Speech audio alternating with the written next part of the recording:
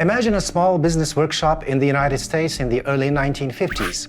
Engineers are assembling the world's first commercially produced transistor radio.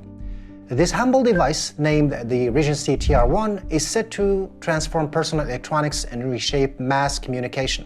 Fast forward to 2016, and in a lab at the University of Manchester, a team of scientists have created something equally remarkable: a graphene-oxide membrane that can strip the salt right out of seawater. Now, why is this such a big deal? Well, that transistor brought music and news into millions of homes. And now these graphene-oxide membranes are doing something even more fundamental: providing clean water to millions of people. And while separated by decades, these innovations have something in common.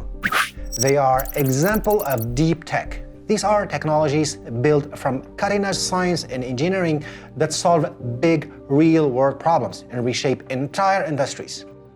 So, what do we mean by Deeptech and what sets us apart?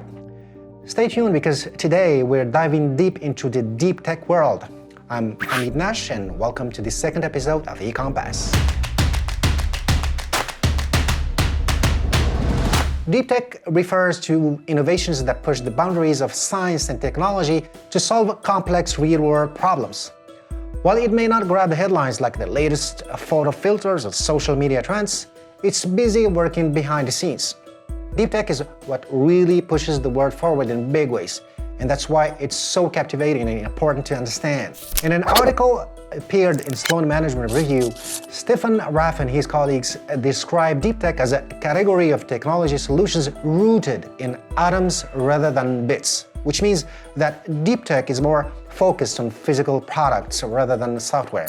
Deeptechs include fields like advanced materials, biotechnology, quantum computing, robotics, nanotechnology, augmented and virtual reality, renewable energy, artificial intelligence, and so on.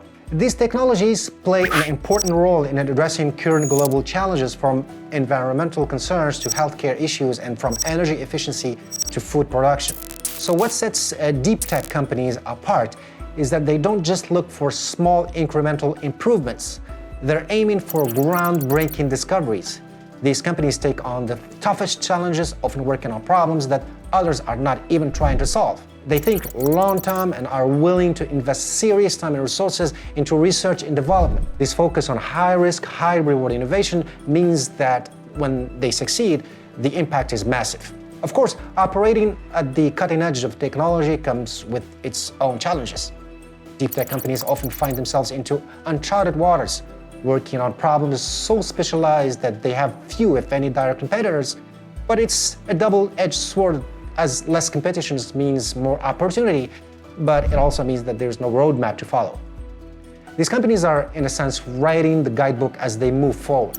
So success in this space requires not only technical expertise, but also a lot of patience and long-term vision, as their innovations can take years, sometimes decades, to fully take shape. So all of this brings us to the role of funding. Deeptech ventures, as we said, face long development timelines and require significant investment. As a result, the way Deeptech companies are funded has evolved over time. So after World War II, governments poured money into research and technology, especially for defense and space. This funding led to major breakthroughs in areas like computing, material, and aerospace. DARPA, which was created in 1958, is a great example, as it laid the foundation for the internet and GPS. Over the following decades, especially in the 1960s and 70s, corporations began to play a bigger role. Companies like Bell Labs and IBM led the way and created innovations like the Unix operating system and laser printing. The 80s and 90s brought a new player to the innovation field: venture capital. However, these investors primarily focused on software and internet companies, as they were more attracted by the promise of faster returns. But because Deeptech works on long development cycles, it largely remained dependent on government and corporate funding. The early 2000s saw the rise of the biotech revolution, sparking a surge in venture capital investment in this sector. As environmental concerns grew in the following decades, so did interest in clean technologies. VCs significantly increased their investment in renewable energy and clean tech. Companies working on solar technology, energy storage, and electric vehicles attracted substantial private funding. Today, we're seeing a significant rise in deep tech innovation and investment. Investors are showing much more interest in deep tech across various industries, and governments are also getting more involved, often collaborating with the private sector. For example, DARPA continues to be a driving force in the US, while China is advancing its efforts in AI and quantum computing through public funding. Beyond governments and corporations, universities are also stepping up in deep tech. Many are focusing on turning their research into products ready for the market. They do so by creating innovation centers, incubators, and partnerships with companies. Let's look at some real-world examples of deep tech in action and how they have evolved. Robotics have come a long way, starting with basic devices like vacuum cleaners and advancing to machines capable of performing delicate surgeries and assisting in disaster relief. Quantum computing is moving from theory to practice with the potential to transform areas like cryptography and complex simulations. In biotechnology, we've progressed from understanding basic genetics to using advanced tools like CRISPR for precise gene editing. While advanced materials science gives us substances like graphene, with applications from super efficient batteries to flexible electronics. In the field of AI and machine learning, we've seen remarkable advancements. We've moved from computers that could be chess champions to AI systems that can drive cars through busy city streets. Neurotechnology is also pushing towards direct brain-computer interfaces. In the energy sectors, next-generation solar panels, floating wind turbines, and advanced energy storage systems are revolutionizing how we produce and use power. Smart grids are making energy distribution more efficient, while hydrogen technologies and carbon capture methods are offering new ways to combat climate change. Let's not forget 3D printing, as it can help creating custom medical implants and building houses. Augmented and virtual reality are also transforming training, education, and entertainment. These examples merely scratch the surface. As deep tech advances, it's not just transforming technology, it's reshaping entire industries and the way we live. Now, you might wonder, if deep tech is so amazing, why isn't everyone doing it? The answer lies in its unique challenges. Funding is a major hurdle. Think of it. You cannot start a quantum computer in your garage, and as these projects often require specialized facilities and equipment that are expensive and hard to access. Deep tech often requires years, even decades of development before seeing returns. This long-term outlook can be challenging in a world focused on quick profits. Complexity is another issue. Deep tech involves cutting-edge science that's difficult to explain or to investors, customers. Even after development, scaling, and commercializing deep tech solutions pose additional challenges.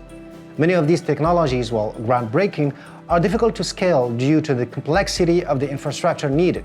For example, transitioning from a prototype in a lab to a fully commercialized product often involves securing supply chains and partnerships. Lastly, many deep tech innovations raise profound questions about our future as humans. AI, gene editing, and brain-computer interfaces, these are not just merely technologies, they do raise ethical questions. These challenges may be significant, but they are exactly what makes deep tech so impactful.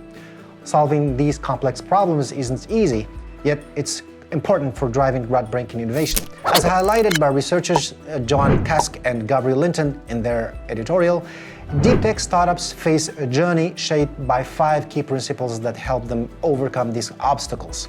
First, they emphasize the importance of providing financial support through the long and expensive development stages. This means looking beyond quick returns and focusing on high-potential ideas that could truly revolutionize industries. They also stress the need for assembling the right team and expertise.